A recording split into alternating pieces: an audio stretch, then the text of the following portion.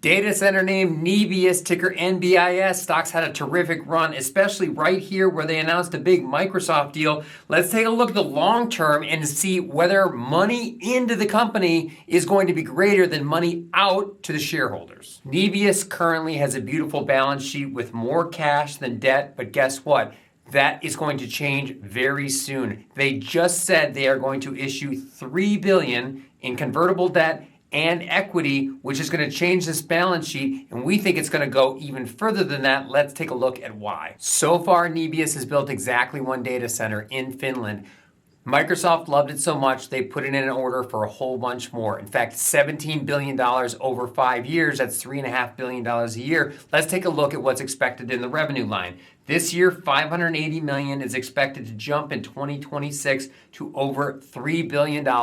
That's that Microsoft money coming in. They are building out a data center right now in New Jersey with some of Microsoft's money. If you've been watching our videos and want to invest alongside us, click the link in the comments. Select your brokerage. Search for ticker RVER wherever you buy stocks. Thank you, and now back to our video. So although Microsoft is committed to giving them $3.5 billion a year over the next 5 years, you can see that creates a really nice revenue stream, but they have to build all of those data centers out. Look at how much this is going to cost them in CapEx down on this line, and look at the negative free cash flow. Negative $11.5 billion in free cash flow over the next 4 years has to be financed some way, and it's going to be financed by selling debt and equity against you, the current shareholder. So remember that perfect balance sheet of NBIS? Take a look at its competitor CoreWeave, already $13 billion in debt. Their free cash flow for building data centers, even worse than NBIS's are expected to be.